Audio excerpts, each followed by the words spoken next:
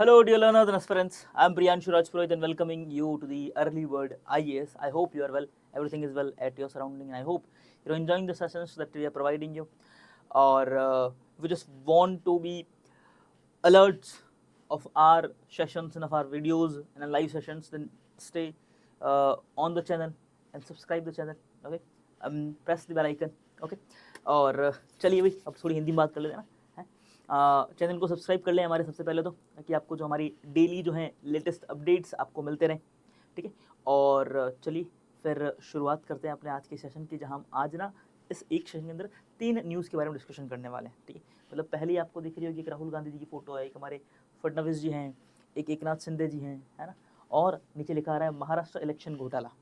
तो महाराष्ट्र के इलेक्शन के अंदर क्या घोटाला हुआ है ना, क्या यहाँ पर जो है राहुल गांधी जी ने इलेक्शन कमीशन पर आरोप लगाए हैं, क्या इलेक्शन कमिश्नर ने जो रिप्लाई दिए हैं, या फिर अब बात करें कि क्या राहुल गांधी जी ने बीजेपी पर जो आरोप लगाए हैं उनकी बातें हम करेंगे. कि बीजेपी हर बार कहते हैं कि भाई ईवीएम कंट्रोल कर देते हैं भाई, चाहे आम आदमी पार्टी को वोट दो चाहे फिर कांग्रेस को वोट दो, वोट किसको जाता है, बीजेपी को ही जाता है ना. ABC आम आदमी पार्टी, फिर कौन सी हमारे पास, फिर हम कहेंगे कि सर बी बीजेपी और सी पे कौन है, कांग्रेस. ABC किस में से, तीनों में से किसी को भी वोट दो, जाता बीजेपी को ही है. तो ये जो है सिस्टम, इसमें राहुल गांधी जी ने बड़े बड़े आरोप लगाए हैं, तो वो देख लेंगे क्या है. फिर अगर हम बात करें कि पीएम मोदी विजिट्स साइप्रस, और ये जो है रसद अर्दगन जी बड़े यूं मतलब रोने वाली शक्ल बना रहे हैं कि सर ऐसा क्यों कर रहे हो आप. पीएम मोदी अभी कहाँ जा रहे हैं, G7 मीटिंग के अंदर जा रहे हैं, तो वहीं जा रहे हैं. इसीलिए इन्होंने क्या किया है, भाई हम बीच में रेस्ट कहाँ करेंगे, रेस्ट करेंगे साइप्रस के अंदर.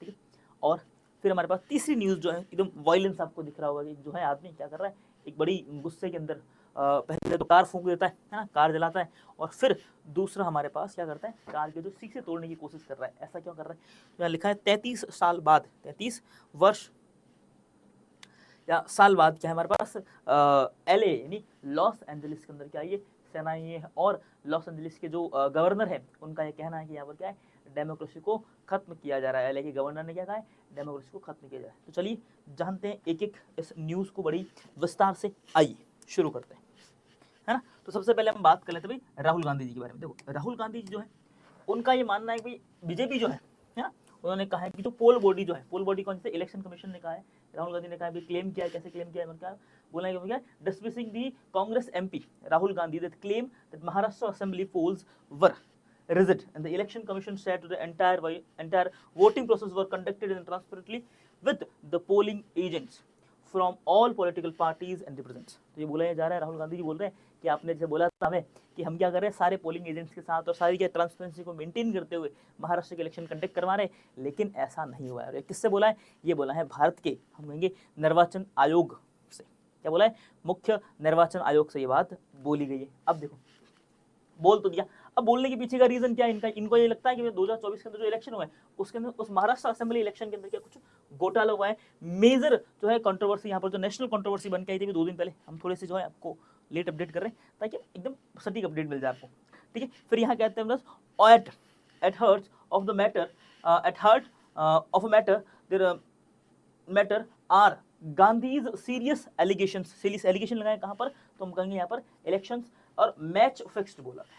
और क्या बोला कि ये तो जो मैच है ये पहले से फिक्स था, इलेक्शन कमीशन ने और बीजेपी ने दोनों ने मिलकर इस मैच को पहले से ही क्या है फिक्स कर दिया था, इसीलिए ऐसा दिखाई दे रहा है. और फिर जो एलिगेशन कहाँ लगाए, एलिगेशन लगाए किसको बोला है कि मैच फिक्स कर दिया है, तो ये बोला है भारतीय जनता पार्टी, बोलो तो बीजेपी को, यानी मोदी जी की पार्टी को बोला है. किसके लिए कि ECI election commission of India, यहाँ पर क्या जो है categorical denial of these claims. और भाई बट ऑब्वियस सी बात है, तो हमारी जो इलेक्शन कमीशन ऑफ इंडिया है वो कहते हैं हम जितनी ट्रांसपेरेंसी से काम करते हैं उतना ट्रांसपेरेंसी शायद आप खुद भी काम नहीं करते, है ना. आपने कितने घोटाले किए सबको पता है ना.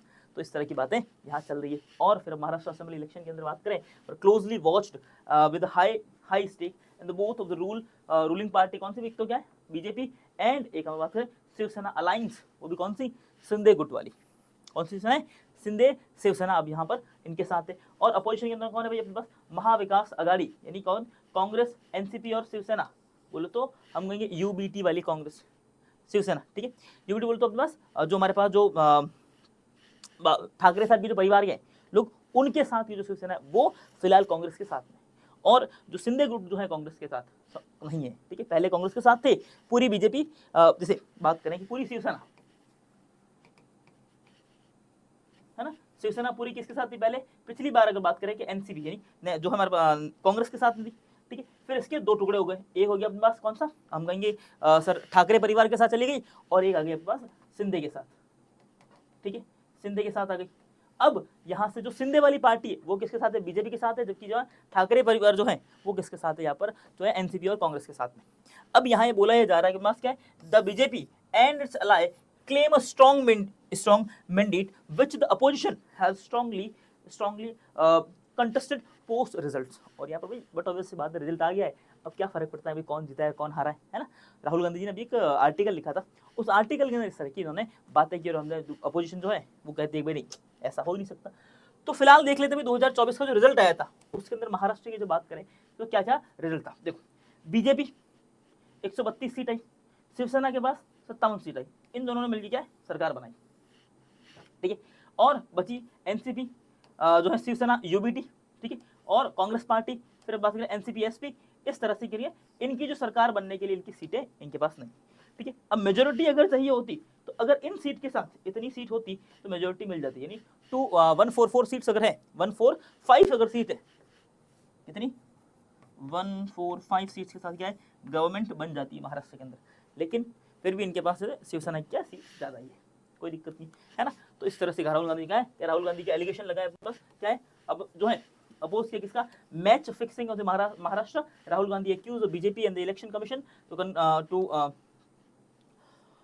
कल्डिंग द रिग इलेक्शन, कि भाई अपने पास आपने क्या है महाराष्ट्र के इलेक्शन के अंदर कुछ तो घोटाला किया, इस तरह की बातें राहुल गांधी जी करने लगे। और बोला क्या, बोला कि आपने ईवीएम के अंदर जो है घोटाले किए, कहां पर घोटाले किए, अपने ईवीएम के अंदर घोटाले किए। He allege the chief election commissioner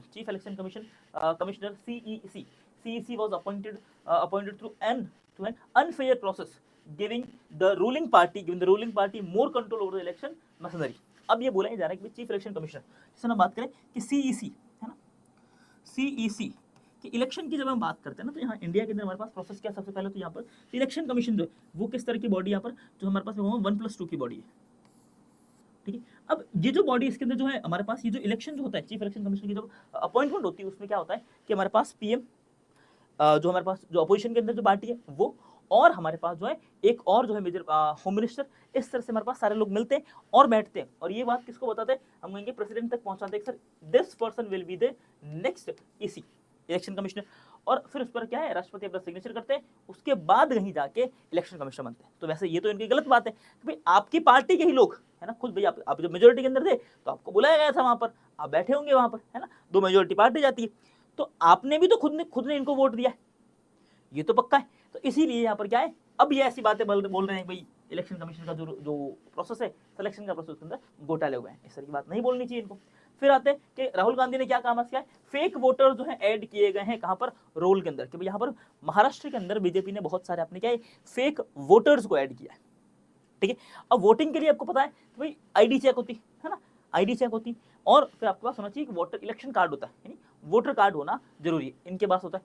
अब बोला ये जा रहा है कि अपने पास क्या वोटर कार्ड फर्जी बनाए गए, इस तरह की क्या बातें कांग्रेस वाले या फिर जो राहुल गांधी जी कर रहे हैं। फिर अगर बात करें आर्टिफिशियली इन्फ्लुएंस्ड वोटर जो है, इन्होंने क्या है अपने पास क्या टर्न आउट कर दिया, according to him, according to Rahul Gandhi, turn out member in the key constituency were inflated to suggest greater participation than the actual occur, कि भाई इन्होंने बोला कि यहाँ पर क्या है इंसर्जेंसी, यहाँ बात करेंगे यहाँ पर जो कॉन्स्टिट्यूंसी क्या है, इन्होंने जो हम कहेंगे यहाँ पर अपने तरफ से ना अधिक लोगों को है ना, भाई अपनी तरफ से जैसे बात करें कि आर्टिफिशियल क्या इन्होंने इन्फ्लुएंट कर दिया वोटर्स को, भाई जो है ब्रेन वॉश कर दिया वोटर्स का कि ऐसा है कि इनको वोट नहीं देना है, इस तरह की बातें कौन राहुल गांधी जी करने लग जाते।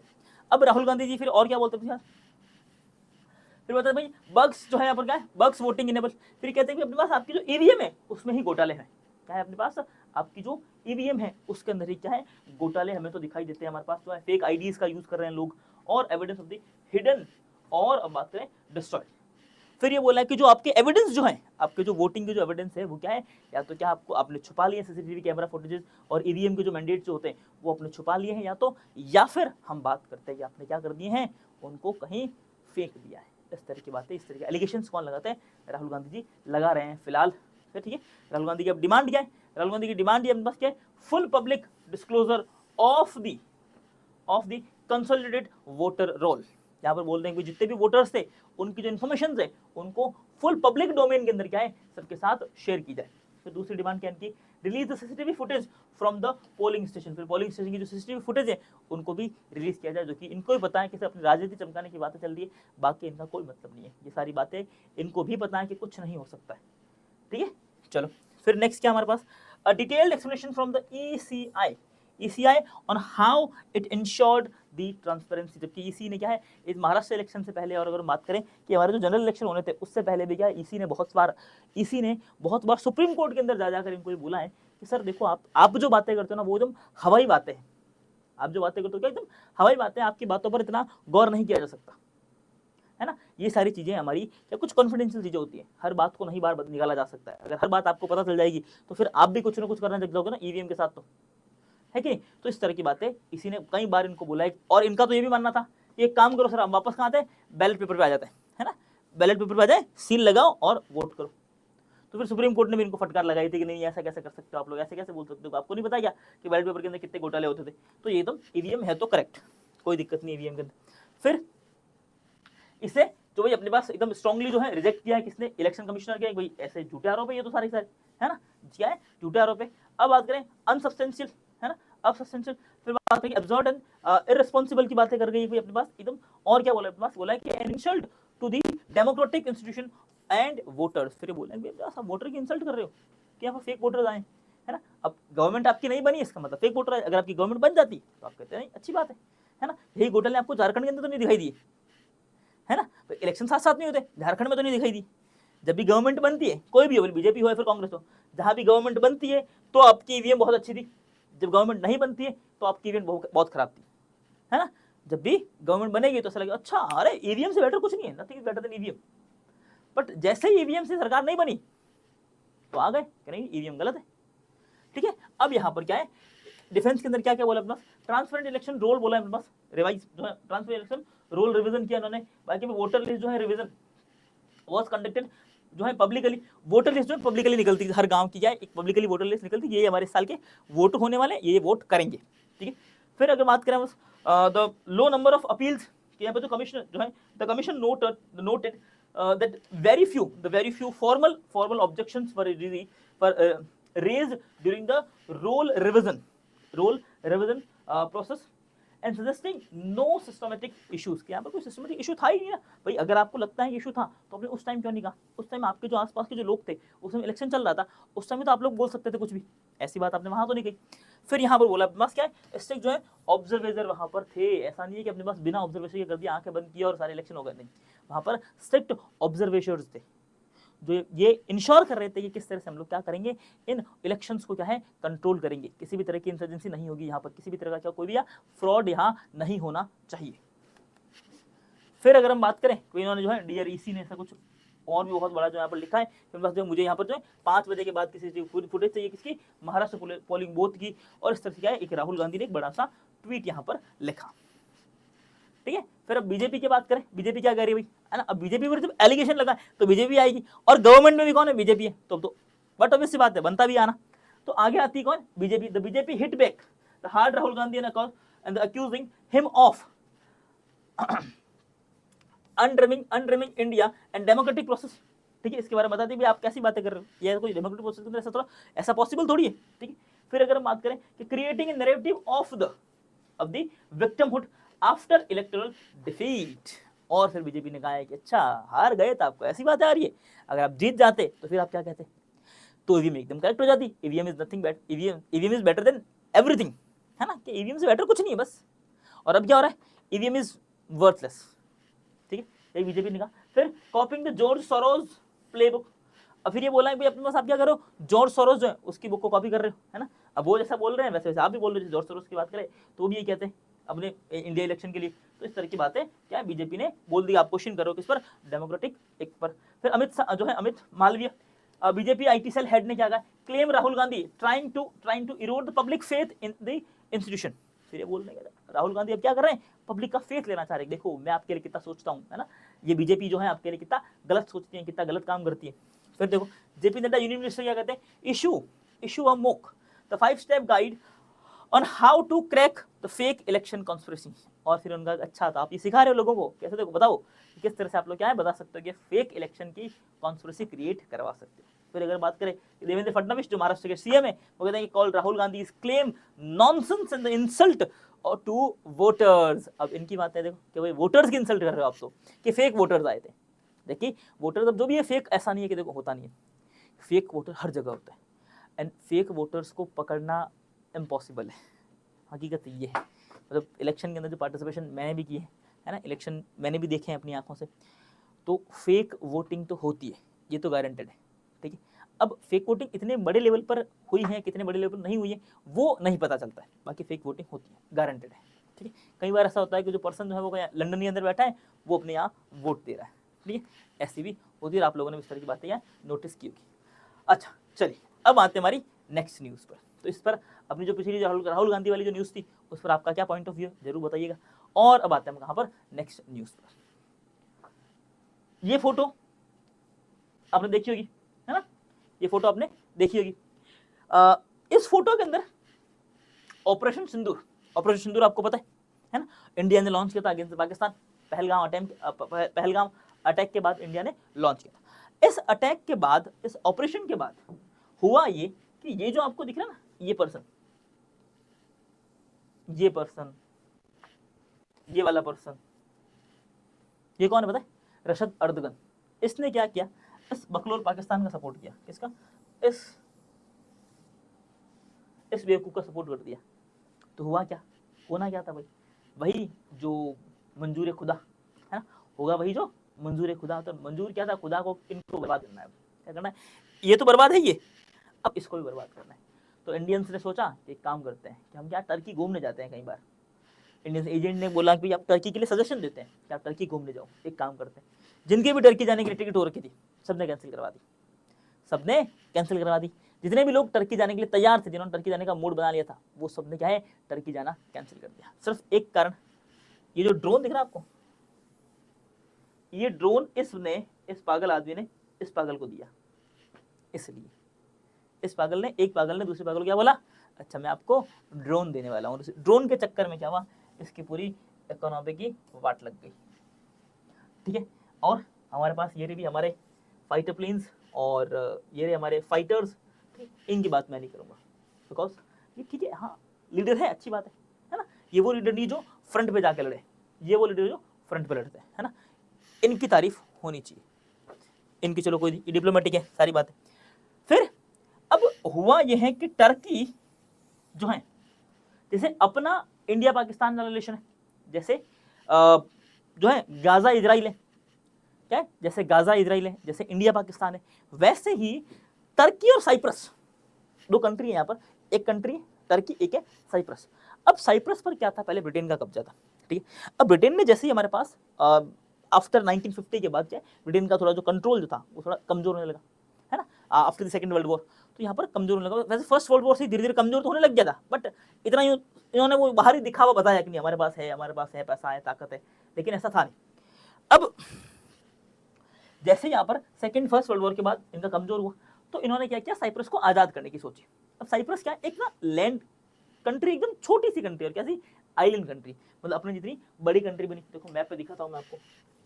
हाँ भाई, अब चर्चा के अंदर क्या है वो तो देखो जानेंगे, लेकिन अब जो हमारे पास जो है ना, ये देखो ये रहा टर्की, और टर्की में ना अगर मैं इतना जूम करूं, एक मिनट ना, अगर मैं जूम करता हूं, फिर कहीं जाके आपको यहां पर टर्की से जस्ट नीचे एक दिखेगा, मेडिटेरेनियन सी के अंदर एक कंट्री दिख रही है आपको यहाँ, ये कौन सी, साइप्रस, है ना। एक ऐसी कंट्री जिसको क्या है भाई जूम करना पड़ रहा है तब कहीं जाके वो दिख रही है ना। और टर्की है, ये अपने पास टर्की।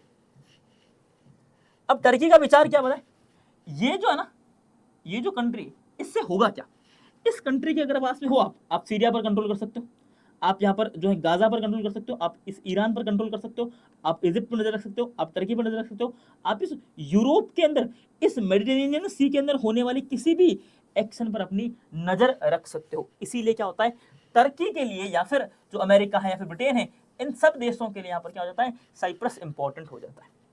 इंपॉर्टेंट समझ में आई साइप्रस की। ठीक है, अब देखो फिर आ जाओ वापस इस न्यूज पे। अब ये न्यूज चर्चा में क्यों, चर्चा में इसीलिए है क्योंकि G7 कंट्रीज की होने वाली बैठक होने वाली है। देश विश्व की सबसे बड़ी 7 अर्थव्यवस्था है क्या करने वाली, एक मीटिंग करने वाली। वैसे पहले G8 थी, लेकिन उन्होंने रशिया को बाहर निकाला और G7 कंट्रीज बन गई। तो G7 कंट्रीज क्या करने वाली है, एक मीटिंग करने वाली। पहले तो ये था कि मोदी जी को नहीं बुलाएंगे, क्यों, क्योंकि G7 कहाँ होने वाली इस बार, कनाडा के अंदर होने वाली। होने वाली कनाडा के अंदर होने वाली। तो पहले ये था कि मोदी जी को नहीं बुलाएंगे। फिर 2 दिन बाद मोदी जी खुद अपने ट्वीट के अंदर कहते हैं कि मुझे जो है कैनेडियन प्रेसिडेंट ने मुझे, कैनेडियन पीएम ने मुझे बुलाया है, तो मैं जाऊंगा ना, आई एम हैप्पी टू। ठीक है, ओके। फिर यहां से होता है कि अब जब मोदी जी क्या करेंगे, इंडिया से इस मैप पे वापस होता है कि इंडिया से कनाडा यहां जाने के लिए क्या है, फ्लाइट बहुत लंबी होती है। और मोदी जी कितना काम करते हैं, मोदी जी सिर्फ 18 घंटे काम करते हैं।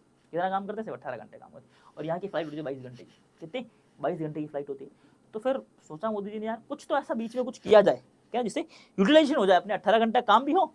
तो मोदी जी क्या करते हैं, जनरली होता है कि हम लोग कहाँ करते हैं, टर्की के अंदर रेस्ट करते हैं, टर्की के अंदर रेस्ट करते हुए एक रेस्ट यहाँ किया, फिर हम दूसरे यहाँ चले जाते हैं, सीधा हमारा ये काम होता है। लेकिन टर्की के साथ अभी हमारे रिश्ते क्या है, अच्छे नहीं चल रहे। इसीलिए क्या किया मोदी जी ने सोचा कि हमें, फिर ये सोचा कि एक काम करते हैं, यूरोप के अंदर कहीं रुक सकते हैं। मोदी जी ने कहा नहीं, फिर चर्चाओं में कैसे आएंगे, चर्चाओं में आना चाहता भी तेरा भाई, चर्चाओं में।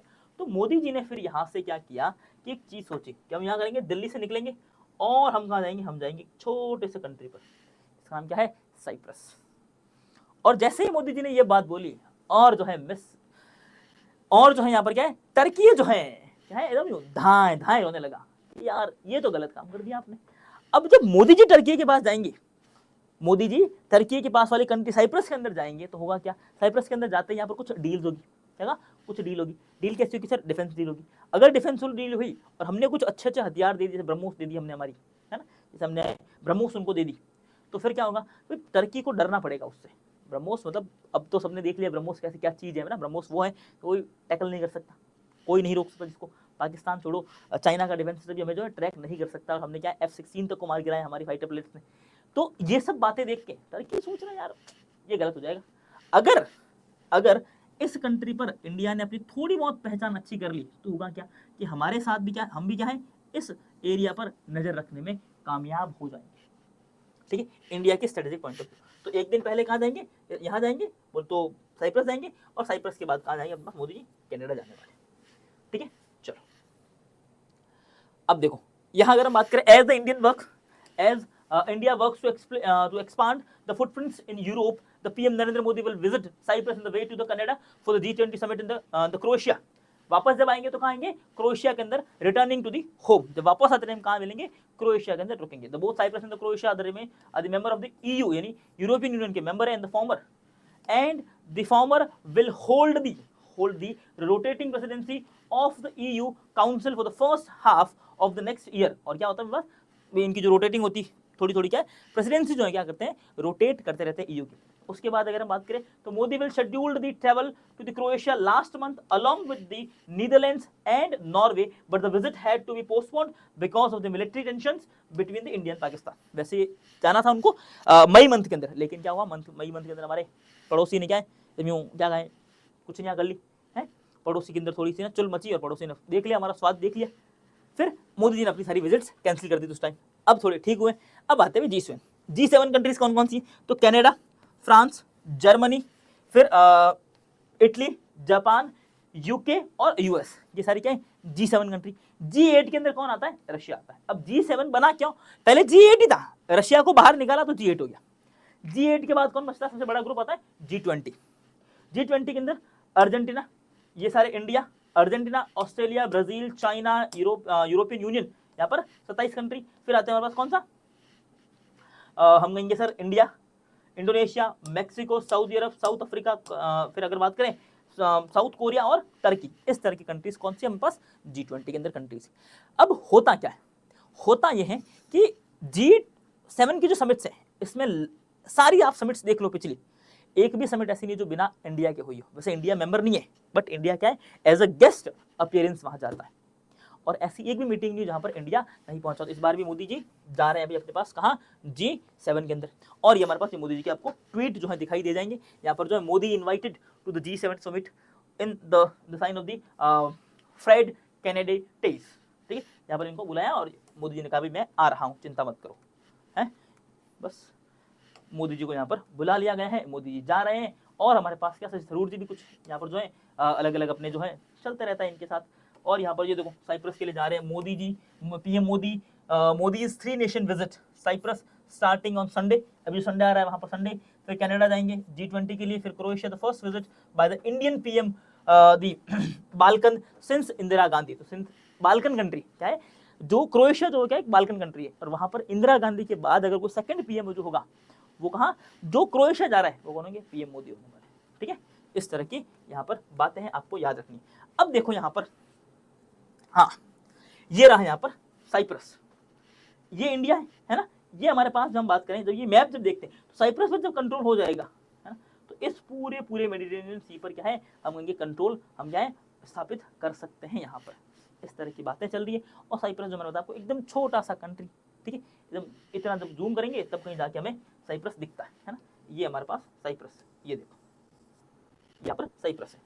अब साइप्रस पर कब्जा करने के लिए बहुत सारी कंट्रीज आती है ना। साइप्रस जो है ऑफिशियली क्या हमारे पास क्या, रिपब्लिक ऑफ साइप्रस है, आइलैंड कंट्री हमारे पास कहाँ पर है, मेडिटेरेनियन सी के अंदर है, और हमारे पास सिचुएटेड कहाँ भी, वेस्ट एशिया के अंदर है, situated in West Asia in the central and the cultural identity in the geographical orient and overwhelmingly the southern Europe, कहाँ पर है, साउथ यूरोप के अंदर है। फिर अगर हम बात करें इसकी कैपिटल क्या हो जाएगी, कैपिटल जो हमारे पास हो जाएगी अपने पास निकोसिया, करेंसी क्या है यूरो, ऑफिशियल लैंग्वेज की बात करें ग्रीक एंड टर्किश, एंड यहाँ पर क्या है डायलिंग कोड, ये आपके काम के लिए। पॉपुलेशन अपने याद रखने के बाद 2023 के हिसाब से 13.4 लाख इसकी पॉपुलेशन है। और हमारे पास कॉन्टिनेंट कौन सा, यूरोप हो जाएगा। और यहाँ पर क्या हो जाएगी अपने पास डेमोनियस हो जाएगी अपने पास क्या है, क्रिप्टियोट, ओके, इस तरह की बातें याद। अब साइप्रस की बात करें तो यहाँ पर जो है ना भूमध्य सागर के अंदर क्या, जैसे लेबनान, सीरिया और इजराइल के पश्चिम के अंदर, मिस्र के कहा उत्तर के अंदर ये स्थित है। और यहाँ से क्या है राजभाषा यहाँ पर हिंदी के अंदर लिखी हुई, बाकी सारी बातें, ये सारी बातें हमने डिस्कस की। अब देखो यहाँ पर आता है साइप्रस का इतिहास क्या है, साइप्रस इंपॉर्टेंट क्यों है। भाई हम भी जा रहे हैं, टर्की भी कंट्रोल करना चाह रहा है, ब्रिटेन ने भी यहाँ कब्जा किया था, यूएस ने भी अपने बेस बना रखे हैं, साइप्रस इंपॉर्टेंट क्या है। तो हम जब बात करते हैं लगभग 333 बीसी यानी 333 बीसी की जब मैं बात करता हूँ, यहाँ पर एक शासक था, कौन था, सिकंदर ने यहाँ पर कब्जा रहा, जो कि कहा, फिर हम बात करें कि रोमन एम्पायर के अंदर था। फिर जो है 1751 से लेके यहाँ पर क्या है, यहाँ पर किसका, ऑटोमन एम्पायर का कब्जा था, किसका, ऑटोमन एम्पायर कब्जा था। फिर यहाँ पर इसके बाद ब्रिटेन आता है, ब्रिटेन ऑटोमन एम्पायर को खत्म करता है, और यहाँ पर क्या है ब्रिटेन रूल करना स्टार्ट करता है।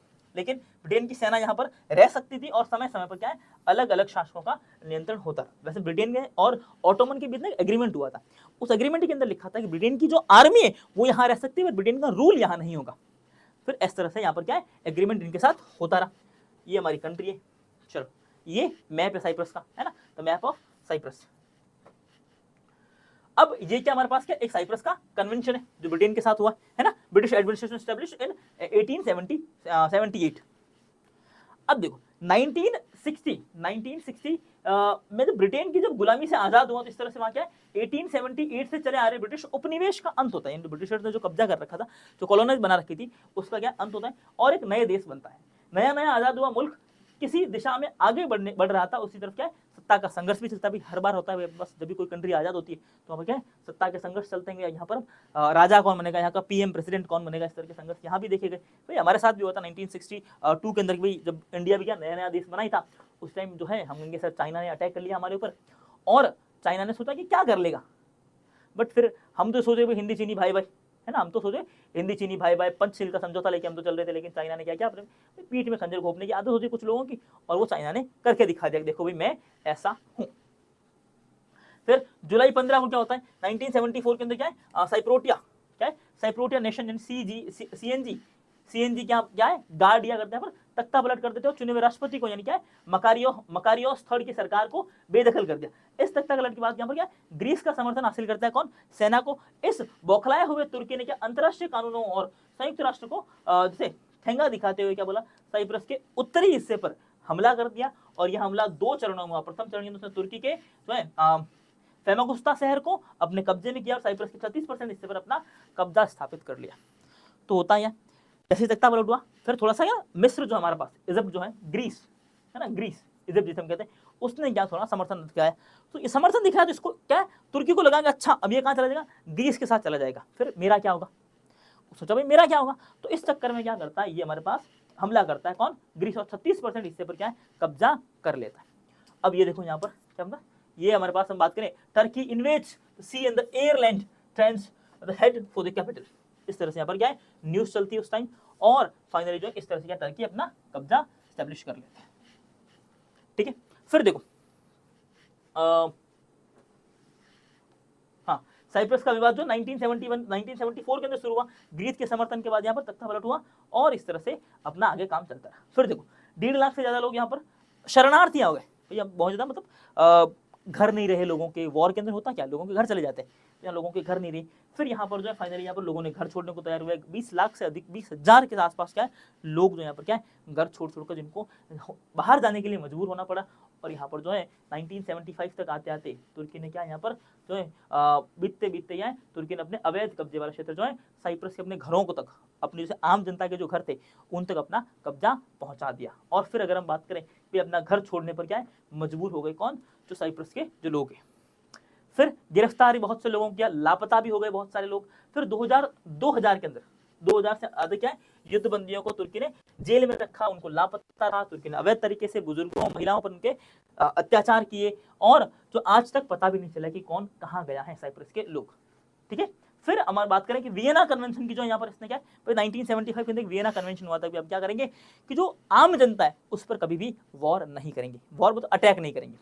फिर 2 अगस्त 1975 को तुर्की और साइप्रस के बीच वियना समझौता हुआ। इसके मुताबिक तुर्की ने अवैध कब्जे के इलाकों को शिक्षा, स्वस्थ और अपने मजहब शिक्षा, स्वस्थ अपने मजहब को मानने की आजादी समेत सामान्य जीवन के अंदर जीने की भी बात करता है। लेकिन टेबल पर समझौता हुआ, लेकिन इसकी मंशा कुछ और ही थी। अब क्या हमने टेबल पर तो कर लिया, लोगों को दिखा दिया, हमने समझौता कर दिया, लेकिन यहाँ पर कुछ और ही था, उसका क्या खुलेआम उल्लंघन करता रहा। उत्तरी साइप्रस के अंदर अत्याचार किए, लोगों को सामूहिक पलायन करना पड़ा, जिससे लगभग अगर बात करें जो है साइप्रस की डेमोग्राफी को बदलने के लिए 1,60,000 से अधिक तुर्कों को वहां पर बसा लिया, यानी क्या तुर्की लोगों को बोला कि यहाँ जाकर रहना स्टार्ट कर दो।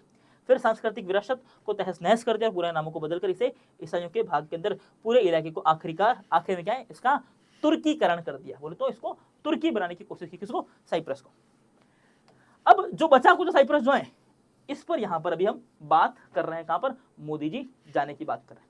अब उत्तरी साइप्रस का नाम बदलकर इसने क्या है भाई Turkish Republic of Northern Cyprus कर दिया, नाम भी इसने चेंज किया, जहां पर 36% जो कब्जा किया था उसका नाम चेंज किया। धीरे धीरे अवैध कब्जे का तुर्किशकरण होने लगा। और फिर बात करेंगे यहाँ पर जो है संयुक्त राष्ट्र ने भी प्रस्ताव रखा 1983 के अंदर कि तुर्की के इस कदम को अवैध ठहराते हुए कड़ी फटकार लगाई और अनैतिक कदम पीछे खींचने की अपील की। सुरक्षा परिषद ने सभी देशों से साइप्रस की संप्रभुता, स्वतंत्रता और क्षेत्रीय अखंडता का सम्मान करने की अपील की। साथ ही साथ कहा कि रिपब्लिक ऑफ साइप्रस के अलावा किसी भी अन्य देश की सरकार को मान्यता नहीं दी जाएगी।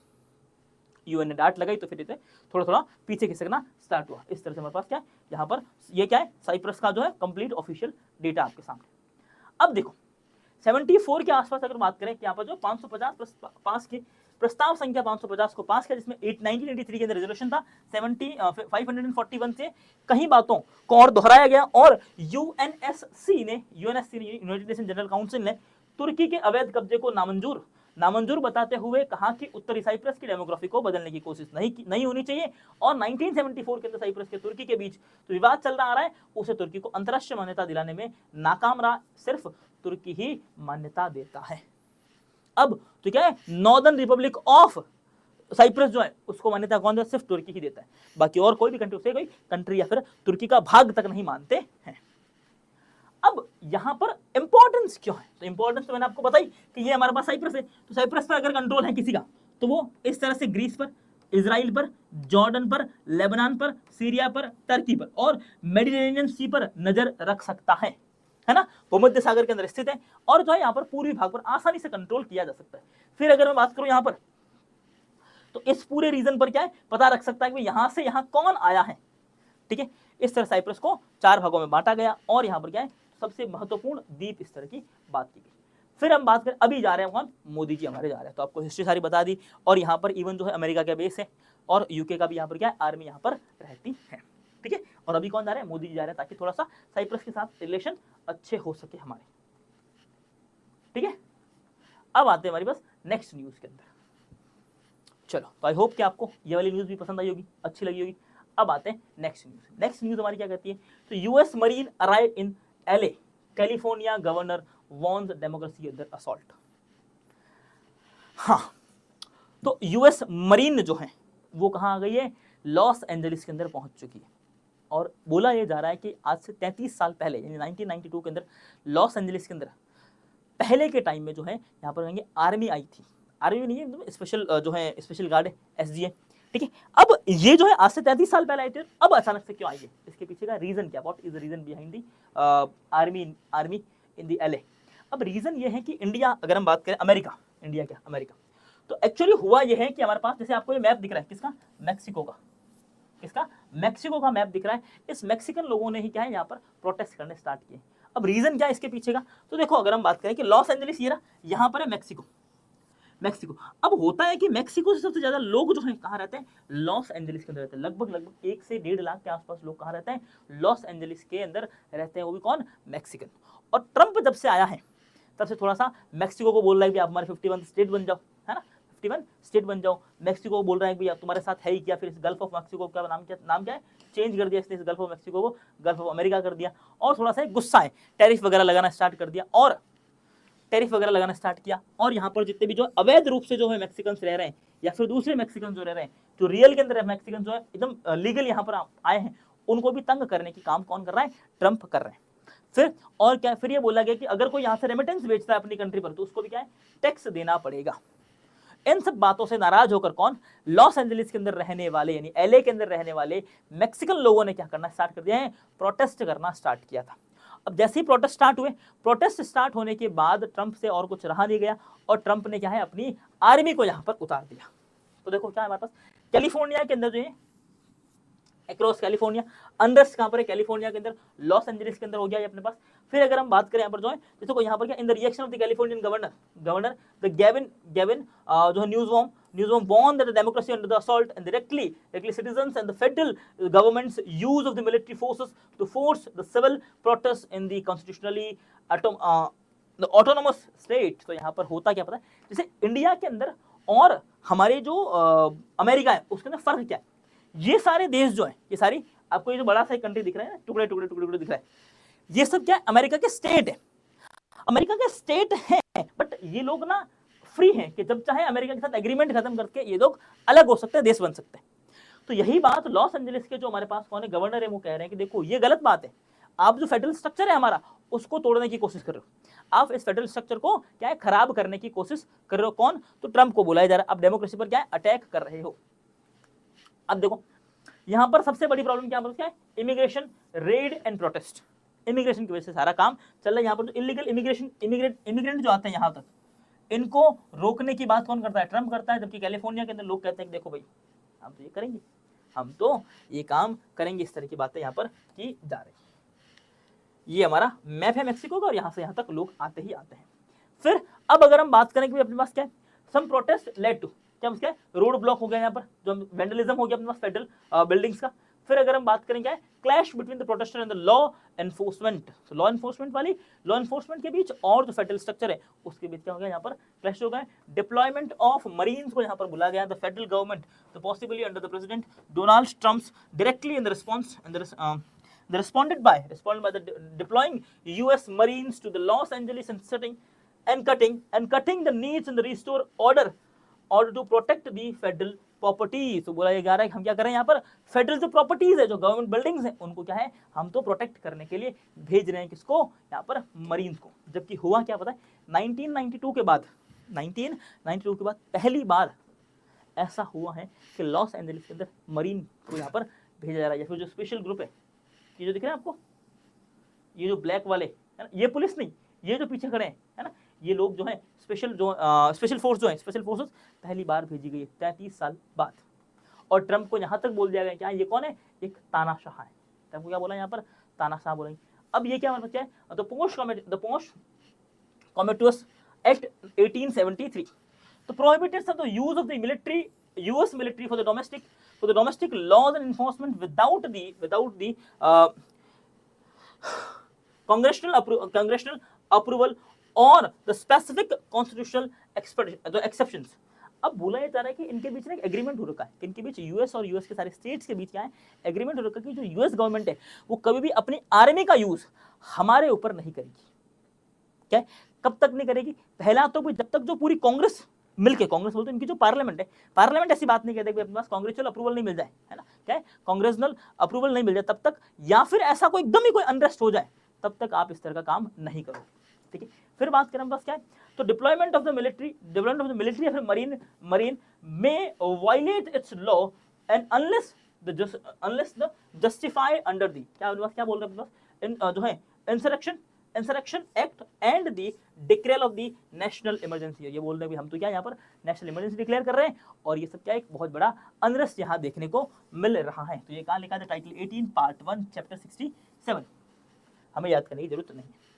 अब बस क्या है, इंसरेक्शन एक्ट क्या कहता है अमेरिका का?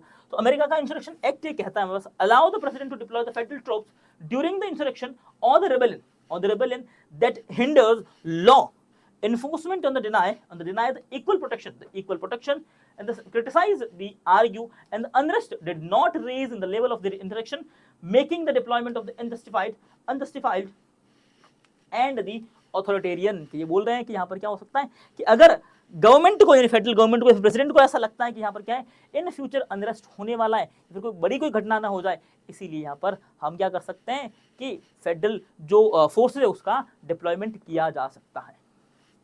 फिर आते हैं फेडरल स्टेट रिलेशन, कैसे इंडिया जैसे हमारे अमेरिका और इनके स्टेट के बीच। तो अमेरिका की जब मैं बात करता हूं तो देखो नेशन क्या होता है, जैसे पूरा इंडिया की जब मैं बात करता हूं तो इंडिया इस तरह से पूरा एक नेशन है। स्टेट की बात करें तो ये फेडरलिज्म है कि अलग अलग स्टेट है यहाँ पर, और ये क्या है, स्टेट के अंदर। अब यूएस का जो फेडरलिज्म ऐसा है कि हमारे इंडिया की जब मैं बात करता हूं तो इंडिया का क्या सिस्टम है कि इंडिया से कोई भी राज्य जो है अपनी मर्जी से अलग नहीं हो सकता, अपनी मर्जी से अलग नहीं हो सकता है। लेकिन इसके उलट क्या है, हमारे पास फेडरलिज्म जो है यूएस के अंदर कैसा है, यूएस के अंदर फेडरलिज्म ऐसा है कि जब भी आपको लगे कि भाई हमारे और यूएस के साथ रिलेशन अच्छे नहीं, तो आप क्या है, यूएस से अलग हो सकते हो। ये फेडरलिज्म कहाँ पर है, वहां देखने को मिलता है, और वहां पर इस तरह क्या है, वायलेटिंग हो रही है हमारे पास, और गवर्नर जो है वो ये कह रहे हैं कि हमारा क्या है, ये हम जो है it is not in the overreach, it is a direct assault on the democracy. बोल रहे डेमोक्रेसी पर क्या है, सीधा हमला कर रहे हो। कौन? तो ट्रंप को बोला जा रहा है इस तरह की बातें। ठीक है, और ये सारा माजरा क्या है, तो माजरा ये है हमारे पास कि अबाउट 700 के आसपास जो है लोग आ गए, और किसके कारण हो रहा है, ये सब मैक्सिको के कारण हो रहा है। ठीक है, बाकी ये सब यूएस मरीन के लिए लिखा हुआ है, अपने इसना कोई दिक्कत नहीं। ठीक है, चलो फिर मैं आपको एक चीज बता रहा था, एलपीटी छोड़ो, अब ये देखो, तो police to mark the mass arrest in the Los Angeles during the night time curfew, और कर्फ्यू के अंदर बहुत ज़्यादा हो गया, और यहाँ पर क्या इतने लोग क्या अरेस्ट हो गए, अप्रोक्सीमेट 7 से 8 जून के बीच 80 लोग, 9 जून को अप्रोक्सीमेट 150, एंड हमारे पास क्या है 370 के आसपास जो है पिछले 2 दिन के अंदर अरेस्ट हो चुके हैं। ठीक है, इस तरह से यहाँ पर। अब देखो यहाँ पर क्या बॉर्डर जो हमारे पास क्या इंप्लीकेशन क्या होता है यहाँ पर, कि बॉर्डर जो हमारे पास क्या है, हमारे पास फॉर द यूएस जो है फेडरलिज्म में कहता है state dangerous precedent of the central government overriding state authorities, the risk of the future administration, the using the military forces for the political suspension। यहाँ पर क्या है, हम क्या यूज कर सकते हैं किसके लिए, पॉलिटिकल सस्पेंशन के लिए, फॉर यूएस फेडरलिज्म कहता है। और देखिए जो फुल डेमोक्रेसी क्या है, deploying of the marine in the civil protest में सिग्नल, किसका सिग्नल है वो क्या है, erosion of the civil liberties. फिर अगर बात करें जो है intimidation of the dissidents and authoritarian governance and the tactics, और ये बोल रहे हैं कि ये सब क्या है, कुल मिला के तानाशाह के लक्षण है कि अगर क्या है डेमोक्रेसी के ऊपर क्या है मिलिट्री रूल्स आ जाए। जैसे अगर बात करें कि कहीं पर, जैसे इंडिया में भी मान लेते हैं कि कहीं पर एक तो किसी स्टेट की पुलिस चल रही है, पुलिस के बाद अगर सीधा आर्मी को यहाँ उतार दिया जाए तो हमें भी लगता है नहीं यार कुछ गवर्नमेंट तो कुछ तो गलत कर रही है। इस तरह की बातें यहाँ पर आपको देखने को मिल रही है। ठीक है, चलो, और इसी के साथ अपना लेक्चर करते हैं यहीं पे एंड, और बताइएगा जरूर कि आपके क्या विचार हैं इन सब बातों पर, राहुल गांधी जी की जो महाराष्ट्र न्यूज़ है उस पर, और अपनी बताइएगा अपनी बातें कहाँ पर, हम गएंगे साइप्रस पर कि किस तरह से जो है इंडिया साइप्रस के साथ अपने रजिस्ट्रेशन जो है स्ट्रॉन्ग करने जा रहा है, उसके बारे में आप लोग अपने कमेंट बॉक्स में जरूर बताइएगा। और फिर आप लोग बताइएगा कि यूएस के अंदर जो चल रहा है वो आपको किस हद तक ठीक लगता है। तो यूएस के अंदर जो इमिग्रेशन को रोकने के लिए किया जा रहा है, इसीलिए ये सब कुछ काम हो रहा है। ठीक है, तो मैक्सिकन लोग प्रोटेस्ट कर रहे हैं, और बस इतनी सब कुछ न्यूज़ है। तो मिलेंगे अपने किसी नेक्स्ट सेशन के अंदर। Till then bye bye, take care, stay motivated, keep smiling, bye, take care.